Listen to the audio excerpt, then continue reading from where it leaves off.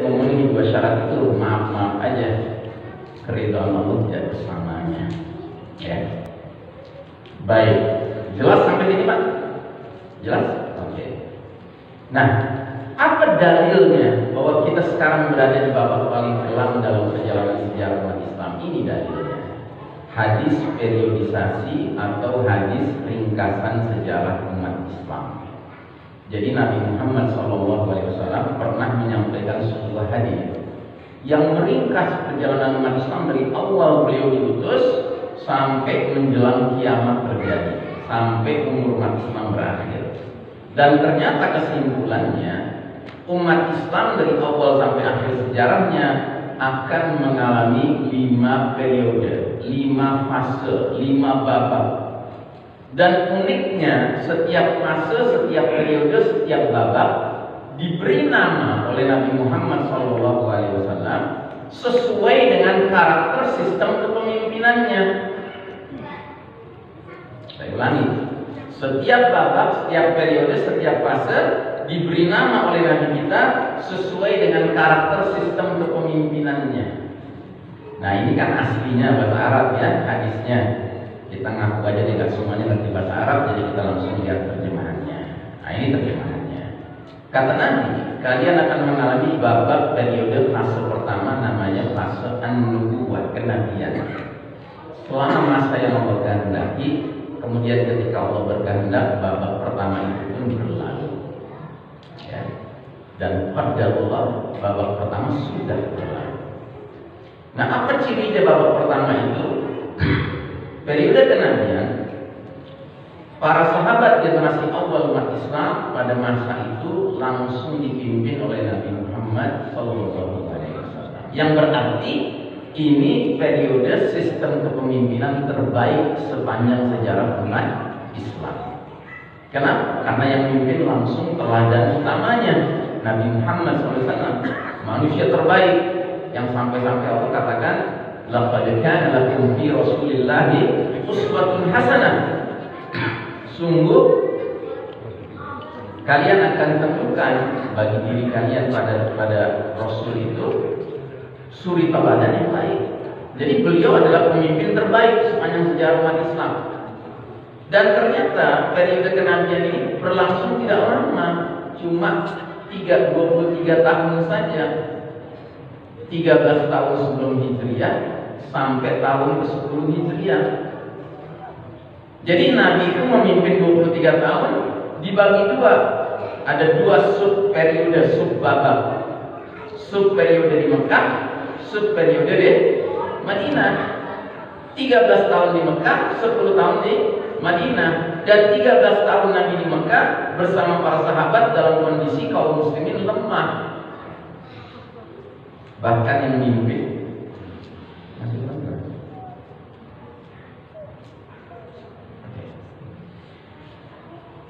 13 tahun di Mekah, Nabi dan para sahabat itu posisinya underdog, ya, posisinya di bawah, kalah, ya.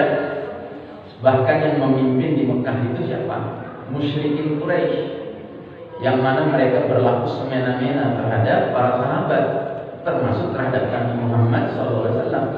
Setiap hari umat Islam dipersekusi, dimarginalisasi, dikriminalisasi, dianiaya, disiksa, ya, bahkan diusir dari rumahnya, bahkan dibunuh. Itu 13 tahun perjuangan di Mekah. Sementara 10 tahun setelah hijrah ke Madinah, kondisi kaum muslimin makin menguat. Sehingga dalam tempo 10 tahun di Madinah, tiba-tiba sak jazirah Arab sudah berubah. Yang tadinya dalam zulumatil jahiliyah, kegelapan jahiliyah, menjadi dalam naungan nurul Islam, nurul Quran. Masya Allah. Hanya dalam tempo 10 tahun. Ya. Sudah berlalu periode kenabian. Terus kata Nabi akan datang babak kedua namanya periode khilafah ala minhajin nubuwah. Kekhalifahan yang sejalan selaras sesuai metode kenabian selama masa yang Allah kehendaki. Kemudian ketika Allah berkehendak, babak kedua itu pun berlalu. Dan pada Allah sudah berlalu. Apa cirinya babak kedua? Cirinya ini periode kepemimpinan Khulafa ar-Rasyidin, khalifah-khalifah yang dibimbing langsung oleh Allah Subhanahu wa taala. Tidak berlangsung lama juga, hanya 30 tahun. Sewaktu Nabi masih hidup, Nabi sudah sampaikan juga, setelah aku wafat akan muncul para khalifah 30 tahun. Ba'da dzalika al-muluk, sesudah itu raja-raja akan bermunculan. Dan periode 30 tahun ini, dari tahun 10 Hijriah sampai 40 Hijriah, yang menjadi khalifah-khalifah itu adalah sahabat-sahabat istimewa yang semuanya dijanjikan akan jadi penghuni surga. Istilahnya mubasysyirina bil jannah, sudah diberikan kabar gembira akan jadi penghuni surga. Siapa mereka? Abu Bakar Siddiq memimpin 2 tahun, Umar bin Khattab memimpin 10 tahun, Utsman bin Affan memimpin 12 tahun, Ali bin Abi Thalib memimpin 6 tahun, kemudian Hasan bin Ali memimpin hanya 6 bulan saja. Ya. Nah, mereka semuanya ini calon-calon penghuni surga, sudah diberitahu oleh Nabi sewaktu masih hidup. Masya Allah. Sudah berlalu babak kedua ini. Dan babak kedua ini adalah babak sistem kepemimpinan terbaik setelah kepemimpinan Nabi Muhammad Sallallahu Alaihi Wasallam. Ya. Terus kata Nabi, datanglah babak ketiga. Apa namanya? Mulkan A'adhan, babak raja-raja menggigit selama masa yang Allah kehendaki. Kemudian ketika Allah berkehendak, babak ketiga itu pun berlalu dan qadarullah sudah berlalu. Nah, babak ketiga cirinya apa? Ini periode kepemimpinan Mulkan A'adhan, yaitu para khalifah. Jadi pemimpin tertinggi umat Islam di periode ketiga, gelarnya masih sama kayak di babak kedua, khalifah. Mereka masih memberlakukan kitabullah dan sunnah sebagai sumber nilai, sumber norma, sumber hukum. Cuman yang berbeda apa?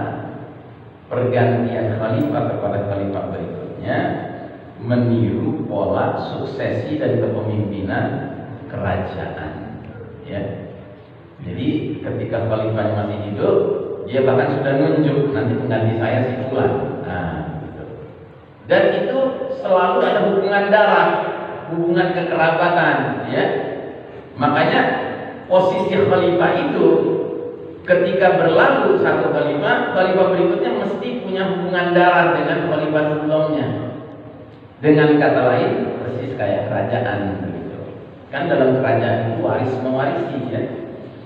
Nah, jadi saudara rahimahumullah, periode raja-raja menggigit ini ternyata berlangsung lama sekali, Pak. 1302 tahun. Dari tahun 40 Hijriah sampai tahun 1342 Hijriah. Silih berganti jatuh bangun kerajaan-kerajaan Islam mewarnai panggung sejarah. Dan dari sekian banyak kerajaan Islam waktu itu, 3 yang muncul. Kedaulatan atau daulat Bani Umayyah, keluarga Umayyah, terus daulat Bani Abbasiyah, keluarga Abbasiyah, terus Kesultanan Utsmani Turki yang berakhir tahun 1342 Hijriah. Ya. Nah, yang jadi masalah adalah kita seringkali kalau membaca sejarah seperti pukul rata saja. Padahal di babak ketiga ini umat Islam kadang-kadang ditakdirkan punya khalifah yang adil, yang penuh rahmah, kasih sayang kepada rakyat dan umat ini. Tetapi kadang-kala ada khalifah-khalifah yang zalim, yang berlaku bengis kepada rakyatnya, kepada umat ini, ya. Kita seringkali seperti menutup mata bahwasanya ada khalifah yang zalim, ada khalifah yang zalim. Contohnya sewaktu Imam Ahmad bin Hanbal menjadi ulama besar di zamannya. Pernah dengar ya nama ulama Imam Ahmad bin Hanbal? Jadi Imam Ahmad bin Hanbal itu hidup di babak ketiga era raja-raja menggigit. Dan waktu itu khalifahnya meminta kepada Imam Ahmad mengeluarkan fatwa menurut hawa nafsu khalifah. Apa isi fatwanya? Dia minta Imam Ahmad menyatakan bahwasanya Al-Quran adalah makhluk. Imam Ahmad mau atau tidak? Tidak mau.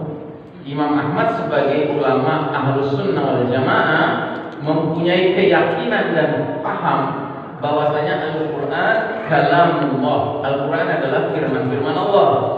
Nggak boleh diubah statusnya jadi makhluk Allah.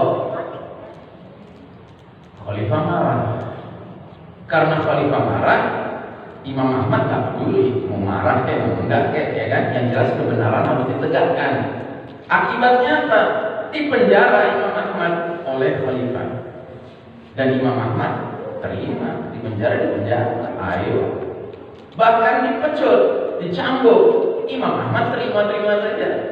Ya. Jadi jangan salah Pak. Di zaman dahulu saja sudah ada yang namanya fatwa pesanan. Cuman ulamanya nggak bisa dibeli, sehingga nggak mungkin merubah yang halal jadi haram, yang haram jadi halal, yang hak jadi batil, yang batil jadi hak. Lebih baik masuk penjara. Dan Imam Ahmad di dalam penjara itu kalau dikunjungi sama umat, sama murid-muridnya, nggak ada dia panas-panasin murid-muridnya umat untuk melawan, berontak lawan Khalifah, nggak ada. Kenapa? Karena dia paham bahwa ini si penguasa ini dia boleh jadi zalim, tetapi zalimnya personal, Pak. Pribadi zalimnya. Dia bukan zalim sebagai negarawan. Kalau dia zalim sebagai negarawan, dia akan mengganti Quran dan Sunnah, bukan sumber nilai, sumber norma, sumber hukum. Itu namanya zalim sebagai negarawan, atau lebih tepatnya sebagai khilafawan. Ya, kalau zaman dulu nggak ada negarawan, Pak, yang ada khilafawan. Nah, jadi saudara rahimahullah, Imam Ahmad terima-terima saja. Dia nyuruh umat bersabar, begitu. Sampai-sampai pengajiannya akhirnya berlangsung di mana? Dari balik jeruji, Pak. Ya, makin pekan, makin minggu, makin ramai yang hadir. Sampai akhirnya murid-murid setianya mulai mengusulkan, wahai guru, apa nggak sebaiknya engkau bilang aja deh Al-Quran itu makhluk? Emang kenapa? Ya supaya engkau dibebaskan, jadi kita bisa ngaji normal. Ini kan nggak normal kita ngaji dari balik jeruji, gitu. Apa jawab Imam Ahmad? Sebelum saya jawab pertanyaanmu, kamu jawab pertanyaan saya. Apa yang sedang dikerjakan mereka-mereka yang hadir dalam pengajian-pengajian itu dari balik jeruji ini? Oh, semuanya megang kertas, megang kolam, pena, siap untuk mencatat semua fatwa-fatwa. Nah, kata Imam Ahmad, justru karena itulah aku tidak akan pernah mau menyatakan bahwasanya Al-Quran adalah makhluk. Sebab kalau menyatakan itu dan kita bebas bisa ngaji biasa lagi, tapi murid-murid itu akan mencatat bahwa Imam Ahmad pernah menyatakan Al-Quran adalah makhluk. Ini batil ya, Masya Allah. Nah, jadi saudara rahimahullah, ini era raja-raja menggigit, Pak. 13 abad dia berlangsung lama sekali. Nah, era itu era di mana kadang-kadang khalifahnya adil, kadang-kadang khalifahnya zalim. Dan para penulis-penulis barat yang benci dengan Islam, kalau menulis tentang sejarah Islam, biasanya yang mereka angkat adalah sejarah tentang khalifah-khalifah yang zalim. Begitu. Untuk menyatakan bahwa sistem khilafah itu sistem yang batil, yang penuh kezaliman. Ya memang itu realita, kita harus akui, Pak. Tetapi kita tidak mengakui kalau itu menyebabkan kita menilai bahwa para khalifah-khalifah itu waktu itu memilih atau menerapkan sistem yang kacau, yang tidak benar. Sistemnya tetap benar, cuma memang oknum-oknum khalifahnya ada yang zalim. Ya. Baik, terus kata Nabi, datang babak berikutnya, namanya babak mulkan jabriyatan. Para penguasa yang memaksakan kehendak mereka. Selama masa yang Allah kehendaki, kemudian ketika Allah berkehendak, babak keempat itu pun berlalu. Qadarullah, babak keempat sudah berlalu atau belum? Belum berlalu. Jadi justru kita sekarang sedang berada di babak keempat. Ya. Apa cirinya babak keempat? Periode kepemimpinan Mulkan Jabriyatan, yaitu para penguasa yang memaksakan kehendak mereka seraya mengabaikan kehendak Allah dan Rasulnya. Dan ini berarti adalah era gelap kepemimpinan kaum kufar, sementara umat Islam terpuruk. Ya, inilah kondisi kita sekarang, Pak. Dan ini sudah berjalan 101 tahun Hijriah. Mohon maaf saya belum ganti, mungkin saya ganti jadi 101 tahun. karena PowerPoint ini saya bikin sekian bulan yang lalu, masih tahun 1442 Hijriah, sekarang sudah 1443 Hijriah ya. Seharusnya sudah 101 tahun sejak tahun 1342 Hijriah. Jadi kita sekarang ini berada di babak keempat, Pak. Sudah 101 tahun. Nah, dan kita semua yang duduk di majelis ini semuanya adalah produk babak keempat. Nggak ada seorang pun yang duduk di majelis ini pernah mengalami babak ketiga, ya bukan? Apa ada yang umurnya di atas 101 tahun di sini? Kan nggak ada. Jadi semenjak Anda lahir, Anda semua sudah mengalami naungan kepemimpinan mulkan jabriyatan.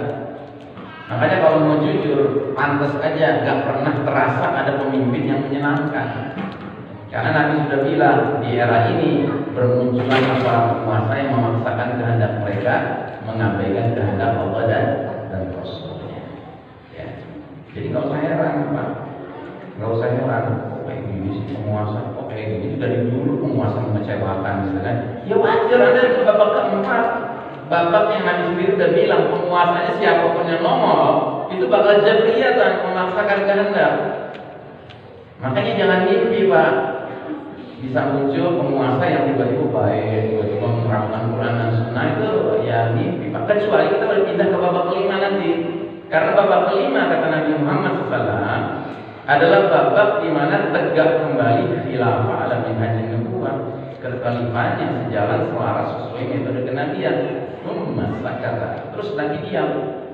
Nabi diam pertanda umur umat Islam berakhir di babak kelima. Dan babak kelima ini apa ciri-cirinya? Ciri-cirinya adalah periode kepemimpinannya dipegang oleh Al-Mahdi. Al-Mahdi itu bukan nama seseorang, Pak. Al-Mahdi itu gelar, julukan. Artinya Al-Mahdi adalah laki-laki yang dapat petunjuk dari Allah, sekaligus laki-laki yang ditunjuk Allah menjadi Amirul Mukminin di akhir zaman, pemimpin kaum beriman di akhir zaman. Dan setelah Al-Mahdi nanti akan diikuti dengan kepemimpinan Nabiullah Isa alaihissalam. Jadi kita umat Islam ini punya keyakinan seperti orang Nasrani, Pak, bahwasanya Isa alaihissalam kata kita, Yesus Kristus kata mereka akan turun di akhir zaman dari langit, ya. Cuma nanti ada perbedaan antara kita dengan mereka. Kalau mereka meyakini Yesus Kristus datang membenarkan agama Nasrani. Kalau kita meyakini Isa alaihissalam turun di akhir zaman membenarkan agama Nabi akhir zaman Nabi Muhammad sallallahu alaihi wasallam. Bahkan Isa alaihissalam nanti akan mengajak semua orang kafir termasuk ahli kitab Yahudi Nasrani memeluk Islam. Siapa yang mau diperlakukan sebagai saudara seiman. Siapa yang tidak mau diapakan sama Isa alaihissalam?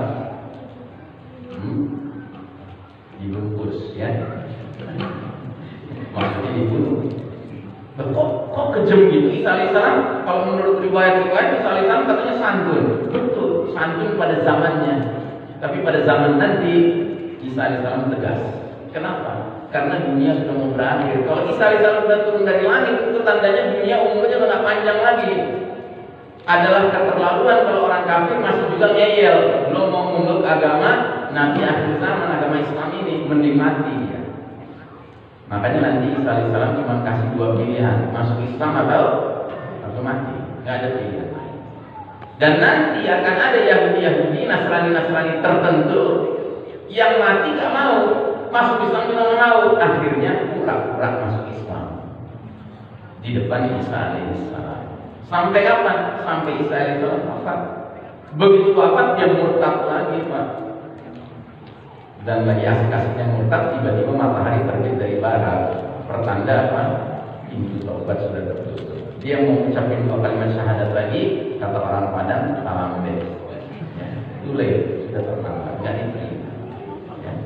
Nah, jadi saudara rahimahullah, kepemimpinan Al-Mahdi di babak kelima nanti berlangsung selama 7, 8, atau 9 tahun kata Nabi Muhammad SAW. Minimal 7 tahun, maksimal 9 tahun.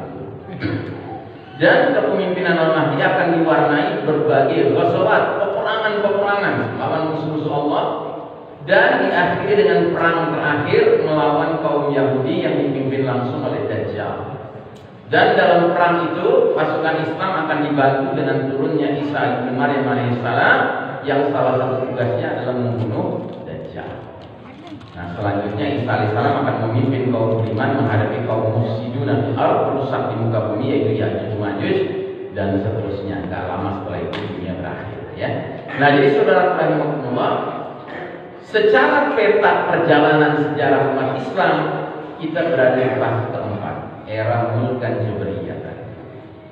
Dan fase keempat ini adalah fase yang paling kelam dalam sejarah umat Islam.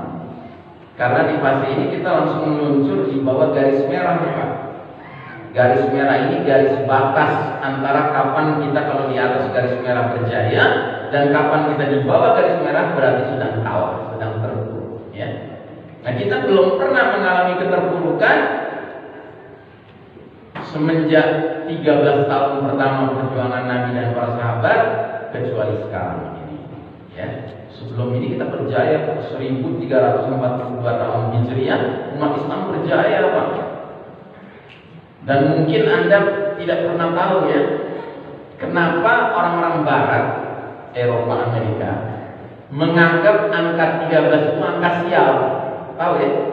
Angka 13 itu dianggap sebagai unlucky number, angka sial. Makanya kalau Anda pergi ke Jalan Tamrin, Jalan Sudirman di Jakarta, gedung-gedung besar itu, perkantoran itu, Pak, Anda masuk ke liftnya, angka 13 nggak ada. Ya? Karena sudah dipengaruhi Barat kita. Tapi bukan hanya angka 13 yang nggak ada, Pak. Angka 4 pun nggak ada. Kenapa? Karena angka 4 itu angka sialnya orang Cina. Jadi lengkap Pak negeri ini, dipengaruhi Barat, dipengaruhi Timur, gitu, ya kan? Nah, ternyata kata Karen Armstrong itu penulis perempuan orang Barat yang sering nulis tentang Islam.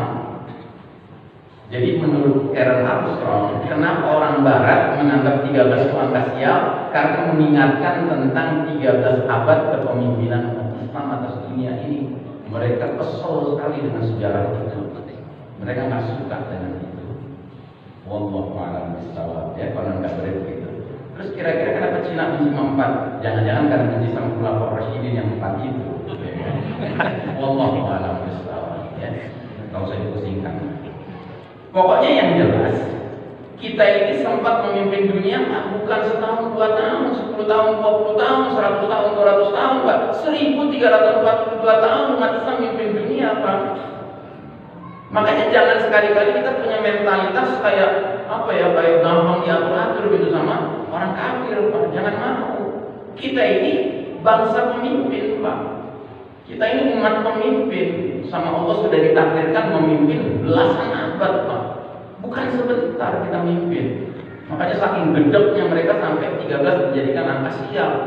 Nggak suka mereka mengenang 13 abad yang sudah berlalu itu. Dan makanya mereka punya rencana bikin sebuah tatanan dunia, dikasih nama apa? New World Order, tatanan dunia baru, supaya melupakan sama sekali tatanan dunia yang sudah berlangsung 13 abad dahulu. Nggak boleh diingat-ingat itu, lupakan sejarah itu, masukkan dalam keranjang sampah. Oh tidak, kita orang beriman harus belajar dari sejarah, ya. Nah, jadi saudara-saudara, kita mengalami naik turun begini berdasarkan ayat Allah Ta'ala.